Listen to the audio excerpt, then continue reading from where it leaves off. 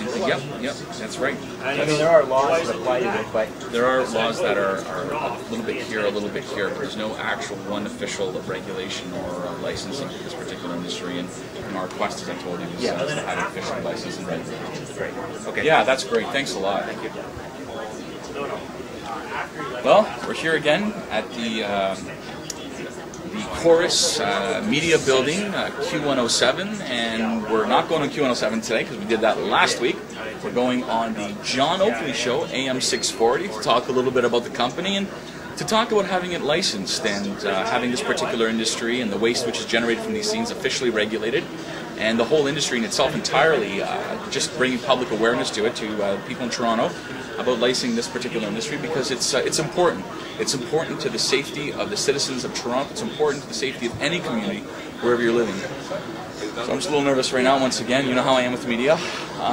So we're supposed to be on around 9:42, but it's going to be set back by 7 minutes because the Vice President of Tim Hortons is here as a result of controversy of the taxpayers' money paying $10 million for a Tim Hortons, $4 million of taxpayers' money to open up a Tim Hortons at Kandahar. But at any rate, we're going on after that. And this is our second our second radio segment. So I'm a little nervous. Yeah, it's going good. It's going good. I think we'll knock them down. Hopefully, it's will knock us first. Exactly.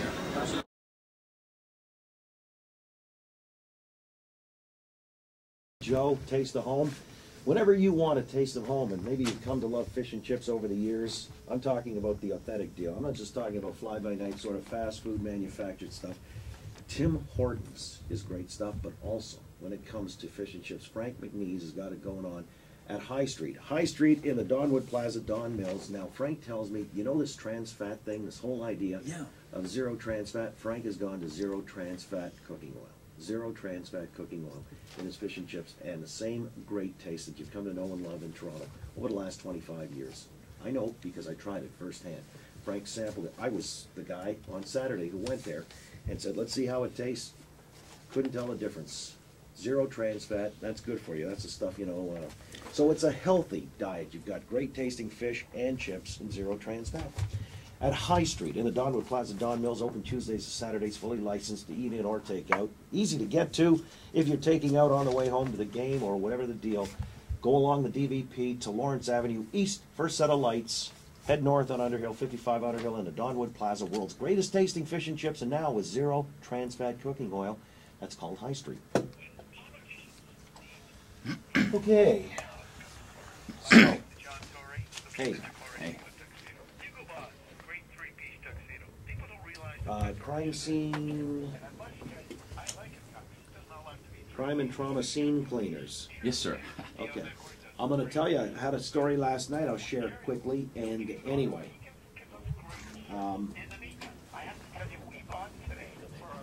John, the actual, the business aspect is interesting, what they do for a living, but the other issue is that it's virtually unregulated. Let's say you're a landlord and you find a heroin addict in your flop house, dead of an overdose, he's been there for weeks or whatever. A landlord there's nothing to stop him from taking could be an AIDS infected, HIV infected needle, throwing it into the trash, maybe rolling up a carpet that's got blood, and it's toxic waste essentially. Yeah, or somebody's been receiving radiation therapy for cancer, and all their fluids are released. I mean, now you have radioactive fluids that have gone all throughout the apartment or the establishment. That's not good. No, it's not good at all. Okay. Sorry, I'm a little nervous here. That's all right, Christian. We'll put you on home here. We'll only have a few minutes. That's unfortunate because our time is so crazy on this morning show.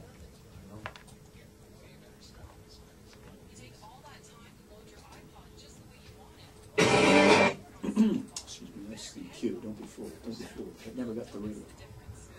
Now, we're going to have to get all the good stuff out relatively early, guys. We've got about 4.5. That's about it here. So Okay. Go hard.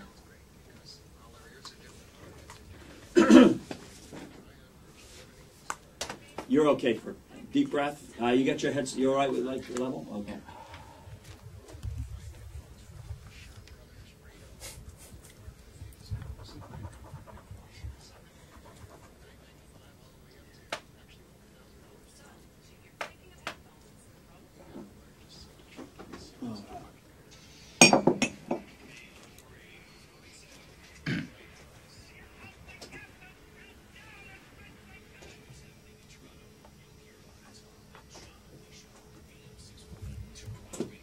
All right, our last order of business, I'm going to dial it back to about, 12, 16 hours ago. Yesterday I come home from doing chores around 5:30 in the afternoon, and the alarm company's on the phone ringing away. The kitchen is a mess. What happened? In a nutshell, I get to a friend a couple of months ago had brought over a bottle of wine. It was some spicy Caribbean wine. Nobody touched it. And I guess the stuff had fermented because it blew up. And this stuff just splattered everywhere.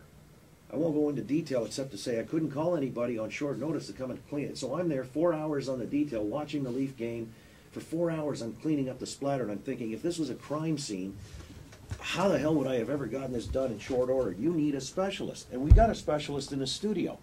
Christian Cadieux is with us. He's with Crime and Trauma Scene Cleaners. And I only bring this up because it's coincidental, but man, all this red wine, the spicy wine, went everywhere, like 20 feet in each direction, no exaggeration.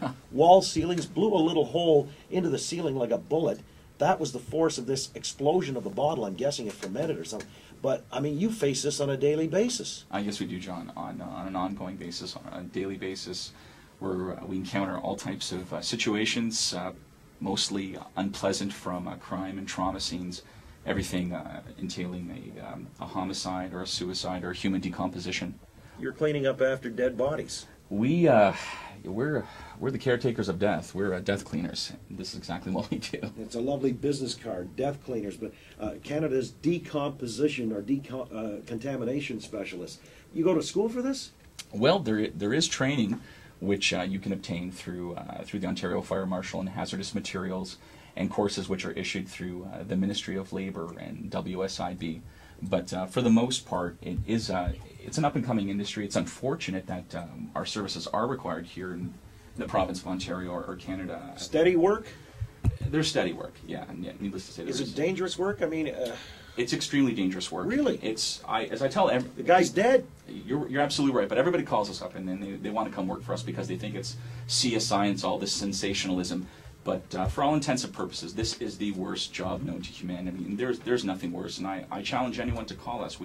From scraping off human remains from ceilings and walls to picking up intestines to feces, there's nothing that I know that is worse than this. Now, in some of the cases, we're told the contamination leaches into floorboards and wall boards and things like that. I mean, how do you get rid of that stuff? Well, it's an extremely complicated procedure, and as I tell everyone, please, before you even entertain the idea of trying to perform these procedures yourself, contact us so we can consult you and come and give you a free assessment and quotation of everything that is required. There are procedures that are required to perform these types of services and whatnot, but unfortunately, there's not a lot of regulation. And our quest, our whole spiel, our shtick is to have this particular industry, this channel of trade licensed here in the province of Ontario, very similar to 30 or 25, 35 years ago. Anyone could use a pesticide and become an exterminator. And then the Ministry of the Environment stepped in and said, hey, wait a minute, if you want to become an exterminator, go to the University of Guelph, take a course there, and get your licensing. And hence, that's how you become an exterminator. We're on a quest right now to have this particular channel of trade, and for the waste, for the most part, completely regulated. Well, you know, it's something I wish we had more time to delve into, Christian. Honestly, I do. So we'll have to do it another time as well. Because you guys are the cleanup specialists after somebody's died, whatever the circumstances. Grisly work, but somebody's got to do it. And you're the pro. It's like the Ghostbusters. You're the Deathbusters. Christian Cadieux with Crime and Trauma Scene Cleaners. You got a website? Yes, crimescenecleaners.ca. All right, good enough. Let's do it again down the road, all right? Thank you. Appreciate you coming in. Wish we had more time. We're done for the day. Fellas, we fooled them again. Thank you, Jimmy Koshaw, Rich Serrett, Brian Calhoun, and James Edgar.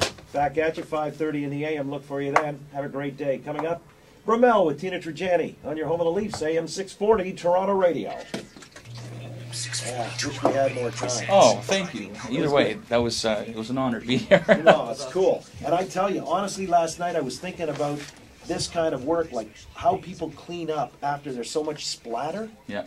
It's like, holy, I was being meticulous. And this was a bottle of wine. You ever heard of that? It happens, absolutely. Absolutely. The pressure building up. Yeah. Yeah. It blew the thing. I wasn't there, obviously. If there's an odor or residual stain, let us know. We'll come by free of charge and we'll take care of it. Just don't worry about it. Just give me a call.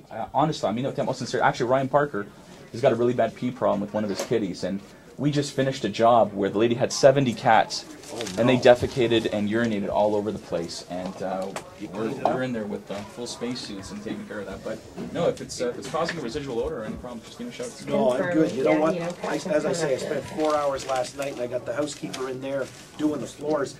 The surprising thing were the shards of glass. There had to be a million of them, Yeah. little wee ones. It Be must have very been careful. a bad gauge of a bottle. Yeah.